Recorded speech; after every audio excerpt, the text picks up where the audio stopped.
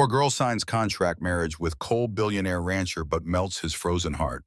She signed a contract to be his wife in name only. No love, no emotions, just business. But when their eyes met under the Texas stars, every cold rule he'd built around his heart began to crumble. What happens when a marriage of convenience becomes inconveniently real? Hit that like button and subscribe because this story will make you believe in second chances at love. The law office smelled of old leather and broken dreams. Emily Carter sat in a chair that cost more than her entire wardrobe, staring at the contract that would change her life. 23 pages. She'd read them all twice. The words blurred together, now legal jargon that basically meant one thing: she would become a commodity, a purchased bride. Her hands trembled as she held the pen. Miss Carter. The lawyer's voice was polite but distant. He'd done this before. Brokered deals between desperate women and wealthy men who needed something they couldn't buy with money alone. I need to confirm you understand the terms. Emily nodded. Her throat was too tight to speak. You will marry Mr. Cole Hartman within 2 weeks. You will live on his ranch in West Texas for a minimum of 18 months. You will present yourself as his wife in all public and private settings. In return, your student debt of $87,000 will be paid in full, and you will receive a monthly allowance of $5,000. $5,000, more money than she'd ever seen at once in her life. There are additional clauses. The lawyer continued, flipping through pages with practiced efficiency. No romantic or physical relationship is expected or required. Separate bedrooms will be maintained. After 18 months, should both parties agree, the marriage may be dissolved. You will receive a settlement of $200,000. $200,000. Emily could almost taste the freedom. No more 3 jobs, no more ramen noodles for dinner. No more waking up at 4 a.m. to clean office buildings before her shift at the diner. Do you have any questions? She had 1,000 questions, but none that would change what she was about to do. No, she whispered. The pen felt heavy in her hand. Her signature looked small and uncertain on the thick paper. Emily Marie Carter, the girl who once believed in fairy tales and true love, the woman who now knew that survival meant making hard choices. Mr. Hartman will meet you at the ranch in 5 days, the lawyer said, sliding a plane ticket across the desk. A car will collect you from the airport in Midland. Emily picked up the ticket, one way, from Boston to Texas, from everything she knew to a life she couldn't even imagine. Outside, the October wind cut through her thin jacket. She walked 6 blocks to the subway because she couldn't afford a taxi anymore. Her phone buzzed, another text from her landlord. She was 3 months behind on rent. In 5 days, none of that would matter. In 5 days, she would be Mrs. Cole Hartman. In 5 days, she would belong to a man she'd never met. The ranch was bigger than Emily had imagined. She'd grown up in Boston. The closest she'd ever come to a ranch was a petting zoo in 2nd grade. But as the black SUV drove through the iron gates past endless fences and rolling hills dotted with cattle, Emily realized she had stepped into a different world. The house itself looked like something from a movie. Not the modern mansion she'd expected, but a sprawling ranch house with stone walls and a wide porch that wrapped around 3 sides. Behind it, red barns stood against the pale blue sky. In the distance, windmills turned slowly in the afternoon heat. It was beautiful. It was terrifying. Miss Carter. The driver opened her door. He was older, weathered with kind eyes that had seen too much sun. Welcome to Hartman Ranch. Thank you, Emily said, stepping out onto gravel that crunched under her worn sneakers. A woman appeared on the porch, 60, maybe older, with silver hair pulled back and an apron dusted with a flower. You must be Emily. Her voice was warm, softening the sharp edges of Emily's anxiety. I'm Rosa. I manage the house. It's nice to meet you. Emily reached for her suitcase, but the driver was already carrying it toward the house. Come in, come in. Rosa waved her forward. You must be exhausted. It's a long trip from Boston. The inside of the house was cool and dim after the bright Texas sun. Hardwood floors gleamed. The walls were covered with photographs. Horses, cattlemen in cowboy hats standing in fields. A stone fireplace dominated one wall of the living room, big enough to stand inside. I'll show you to your room, Rosa said, leading Emily up a wide staircase. Mr. Hartman is out with the cattle. He'll be back for dinner. Your room, not our room. The contract was already in effect. The bedroom was larger than Emily's entire apartment in Boston. A four-poster bed sat against one wall covered in a quilt that looked handmade. Windows overlooked the ranch, offering views that stretched to the horizon. A door led to a private bathroom with a clawfoot tub. "This is beautiful," Emily breathed. "It was Cole's mother's room," Rosa said softly. Before she passed, Emily turned sharply. "I don't want to intrude." "You're not." Rosa's smile was sad. "This house needs life in it again. It's been too quiet for too long." After Rosa left, Emily stood at the window watching the landscape paint itself in shades of gold as the sun moved lower. Somewhere out there was the man she'd agreed to marry. Cole Hartman. 34 years old according to the file she'd been given. Net worth estimated at $2.3 billion. Oil and gas inherited from his grandfather, expanded by his own ruthless business sense. The file included one photograph. Professional corporate. A man in a suit with dark hair and eyes that looked straight through the camera. Handsome in a harsh way. No smile. The file didn't mention why a billionaire needed to buy a bride. Emily unpacked her single suitcase. 3 pairs of jeans. 5 shirts. 1 dress for the wedding. Underwear, socks, a jacket. Her entire life fit in one bag. She showered in the enormous bathroom, washing away the travel grit and the last remnants of her old life. The water was hot, endless. She stayed under the spray until her fingers wrinkled, trying to prepare herself for the dinner ahead, for meeting her future husband, for beginning a marriage that wasn't real. Cole Hartman saw her through the window before he entered his own house. She stood in the kitchen with Rosa laughing at something. Her hair was wet, pulled back from her face. She wore jeans and a simple blue shirt. No makeup, no jewelry, nothing like the women who usually threw themselves at him in Dallas or Houston, dripping in designer labels and desperation. She looked young. She looked scared. She looked real. Cole felt something twist in his chest and immediately crushed it. This was a business arrangement. Nothing more. He didn't need another variable, another complication in his life. He just needed a wife. A legal contractual wife who would satisfy his grandfather's ridiculous will and let him keep the ranch. The ranch that had been in his family for 4 generations. The ranch he'd rather burn than lose. He pushed open the door. Both women turned. Rosa smiled. The girl, Emily, went very still, her eyes widening slightly. "Mr. Hartman," Rosa said warmly. Emily arrived safely. "I can see that." His voice came out harder than he'd intended. He was tired. 16 hours in the saddle dealing with a fence break and lost cattle. He smelled like horse and dust and sweat. "Miss Carter." "Mr. Hartman." Her voice was soft but steady. She met his eyes directly, which surprised him. Most people didn't. They stared at each other across Rosa's kitchen. Cole saw her register his height. He was 6'3", and she was small, maybe 5'4". Saw her notice the dirt on his boots, the calluses on his hands. Saw her realize that the billionaire in the corporate photo and the rancher standing in front of her were the same person. "Dinner's ready," Rosa announced, breaking the tension. "Both of you should eat." Cole wanted to refuse. Wanted to retreat to his office with a glass of whiskey and the solitude he'd perfected over the last 3 years. But Rosa gave him the look that said he would eat dinner like a civilized human being, or she would make his life hell. "Fine," he muttered.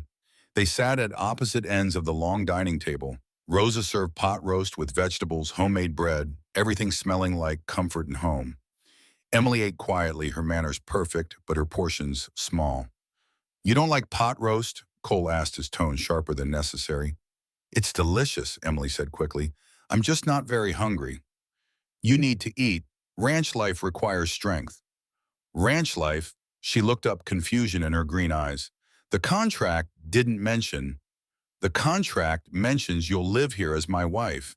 This is a working ranch. Everyone works." Rosa cleared her throat pointedly. Cole ignored her. "I see," Emily said carefully. "What kind of work?" "Whatever needs doing. Feeding horses, mending fences, helping with the bookkeeping. Rosa will teach you." "I don't know anything about horses." "You'll learn." Silence fell again, broken only by the scrape of forks on plates. Cole ate mechanically, watching her from the corner of his eye. She had good posture, delicate hands, a small scar on her left wrist that looked old.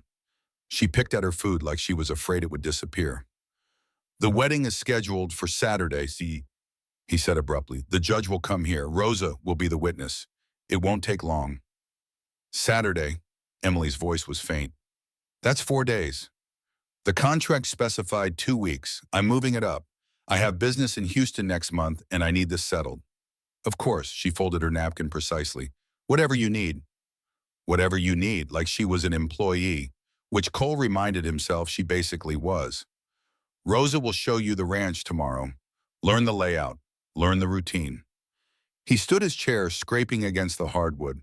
"I have work to do." He left without looking back, feeling her eyes follow him out of the room. In his office, Cole poured 3 fingers of whiskey and stood at the window looking out at his land. 40,000 acres of it. Cattle, horses, oil wells, everything his grandfather had built and his father had expanded. Everything that would have been lost if Cole didn't produce a wife by his 35th birthday. A ridiculous clause in a ridiculous will. But his grandfather had never forgiven him for the divorce, for failing at the most important job a man has, keeping a woman's love. Never mind that Jessica had left him for his business partner. Never mind the betrayal, the humiliation, the 18 months of hell. Never mind that Cole had learned his lesson. Love was a weapon people used against you. So fine, he'd get married, he'd fulfill the contract.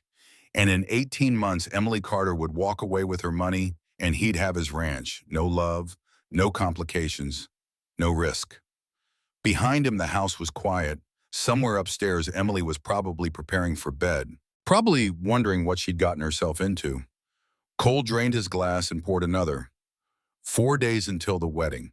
4 days until he made the same mistake twice. Except this time, he'd make damn sure his heart wasn't involved. Emily couldn't sleep. The bed was too soft. The room was too big. The silence was too complete. No sirens, no traffic, no neighbors shouting through thin walls. Just wind and the distant sound of cattle lowing in the dark. She lay staring at the ceiling, thinking about Cole Hartman. He was nothing like she'd expected. The photo had shown a businessman. Clean, controlled, corporate. The man at dinner had been raw and real. Dirt under his nails, sun-damaged skin, eyes that looked like they'd seen too much and felt too little. He was taller than she'd expected, broader. His presence filled a room in a way that had nothing to do with his money and everything to do with the way he carried himself. Like he owned not just the ranch, but the earth beneath it and the sky above it. He'd been rude. He'd been dismissive. He'd looked at her like she was a problem to be managed. Emily rolled onto her side, pulling the quilt up to her chin. What had she expected? This was a business arrangement. She was being paid to play a role. Cole Hartman didn't owe her kindness or conversation or anything beyond what the contract stipulated. She just needed to survive 18 months. 18 months of pretending to be married to a man who clearly wanted nothing to do with her. 18 months of learning to ride horses and mend fences and do whatever ranch work meant. 18 months of living in this beautiful, lonely house with a beautiful, lonely man who looked at her like she was a stranger, which she was. They were strangers signing a contract, nothing more. But as Emily finally drifted towards sleep, her last thought was of his eyes. Dark brown, almost black. Looking at her across the dinner table was something that wasn't quite anger and wasn't quite interest. Something that made her skin feel too warm. Something dangerous. Morning came too early. Emily woke to sunlight streaming through windows she'd forgotten to cover. Her phone said 5:30. Back in Boston, she'd still be asleep for another hour before her first shift. Here she could already hear sounds from downstairs. Voices, footsteps, the clatter of dishes. She dressed quickly in jeans and a t-shirt, pulling her hair back in a ponytail. No makeup, what was the point? She wasn't trying to impress anyone. Rosa was in the kitchen pulling fresh cinnamon rolls from the oven. The smell made Emily's stomach growl. "Good morning," Rosa's smile was bright. "You're up early." "I'm used to early shifts," Emily admitted, perching on a stool at the kitchen island. "Can I help with anything?" "Coffee first, then we'll talk about chores." The coffee was strong and rich. Nothing like the burnt gas station coffee Emily usually drank. She wrapped her hands around the mug, savoring the warmth. Cole left an hour ago, Rosa said as if Emily had asked. He's checking the north pasture. Won't be back until evening. Relief and disappointment twisted together in Emily's chest. She told herself it was relief. So it's just us today, she asked. Just us. Rosa set a cinnamon roll in front of her, oozing with frosting. Eat up. We have a lot to cover. Rosa's tour of the ranch took 3 hours.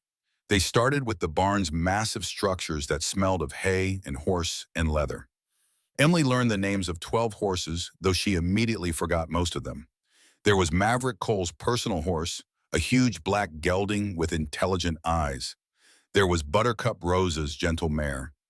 There were working horses and breeding horses and one ancient pony named Trouble, who tried to bite Emily's jacket. Don't worry, Rosa laughed. Trouble bites everyone.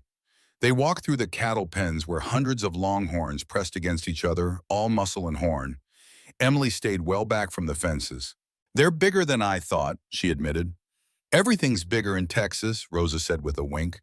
You'll get used to it. They toured the equipment barns full of tractors and trucks and machines Emily couldn't name. The bunkhouse where the ranch hands lived. The office building where the business side of the ranch was managed. The gardens where Rosa grew vegetables and herbs.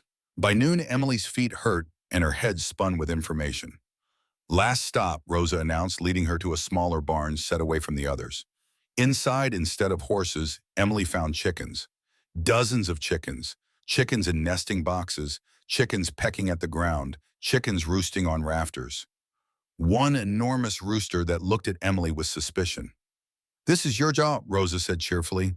Every morning, collect the eggs, feed the chickens, make sure they have fresh water. Can you do that? Emily looked at the sea of feathers and beady eyes. She'd never touched a chicken in her life. Yes, she said, because what else could she say? Good. Rosa handed her a basket. It might as well start now. Collecting eggs, Emily discovered, was harder than it looked. The chickens didn't appreciate her invasion of their nests. They pecked at her hands, squawked indignantly, and generally made the experience terrifying. By the time she filled the basket, she was sweating, and her hands were scratched. Well done, Rosa said, examining the eggs. Tomorrow will be easier. Emily doubted that. They returned to the house for lunch sandwiches made with Rosa's fresh bread and vegetables from the garden. Emily ate on the porch, looking out at the ranch stretching endlessly in every direction. It was beautiful here. Intimidating and overwhelming and completely foreign, but beautiful. What's he like? Emily asked suddenly. Cole, I mean. Rosa was quiet for a long moment. That's a complicated question. The contract said he was divorced. 3 years ago. Rosa's voice was careful. It was ugly. She took a lot more than half his money. She took his trust, Emily said softly. Rosa looked at her sharply. Yes, that too. Is that why he... Emily trailed off, unsure how to phrase it. Why he bought a bride? Rosa's smile was sad. Partly, but mostly it's the will. Cole's grandfather made some very specific demands about marriage and heirs. If Cole wasn't married by 35, the ranch goes to his cousins in Dallas. People who've never worked a day in their lives and would sell it all to developers. That's cruel. His grandfather believed in tradition. Family. He thought Cole's divorce was a failure of character. Rosa shook her head. He was wrong, but he was also stubborn and dead, and Cole would do anything to keep this ranch, including buying a wife. Emily understood now. This wasn't about companionship or even the appearance of normalcy. This was about saving him something Cole loved more than he could ever love a person. He works too hard, Rosa continued. 16, 18-hour days. He doesn't eat properly, doesn't sleep enough, doesn't let anyone close. He doesn't want me here, Emily said quietly. He doesn't want anyone here. Rosa's hand covered Emily's warm and papery, but maybe that's exactly why he needs you. Emily didn't see Cole again until dinner. She'd spent the afternoon in her room unpacking her few belongings and trying not to think about Saturday. Trying not to think about the wedding that wasn't a wedding, the marriage that wasn't a marriage, the contract that felt more real with every passing hour. Rosa called her down at 6. The dining room table was set for 2. Rosa herself was conspicuously absent. Cole arrived moments later looking exhausted. Dirt streaked his face. His shirt was torn at the shoulder. He'd rolled his sleeves up, revealing forearms corded with muscle and marked with bruises. What happened? Emily asked before she could stop herself. He glanced at her, surprised. Calf got stuck in the wire fence. Had to cut it free. Is it okay, Wem? The calf or me, boy, on a both. Something flickered in his eyes, almost like amusement. We'll both live. He disappeared for 10 minutes, returning in clean jeans and a fresh shirt, his hair still damp from a quick shower. They sat in their assigned positions at opposite ends of the long table. Rosa had left chicken and mashed potatoes under warming lids. They ate in silence for several minutes. Rosa said you did well today, Cole said abruptly. With the chickens. I survived the chickens, Emily corrected. I'm not sure that's the same thing. His lips twitched, almost a smile. They're mean, especially Big Bertha. The gray one that looks like she wants to murder me? That's the one. Another silence. Emily searched for something to say, something that wouldn't sound desperate or awkward or pathetic. Your ranch is beautiful, she finally offered. Thank you. How long have you lived here? All my life. Was born in the house. So was my father. So was his father. That must be nice, having roots. Cole looked at her, then really looked at her, his dark eyes searching. You don't have roots. Not anymore, Dio. Emily pushed potatoes around her plate. My mom died when I was 12. Dad remarried when I was 15. His new wife didn't really want a stepdaughter around. I left for college at 18 and never went back. I'm sorry, the words were stiff formal, but they weren't meaningless. It's okay, I'm used to being alone. That makes two of us. They looked at each other across the length of the table. For just a moment, Emily saw past the cold exterior to something else, something lonely and tired and aching. Then Cole stood abruptly. I have paperwork. Good night, Miss Carter. Emily, she said softly. You can call me Emily.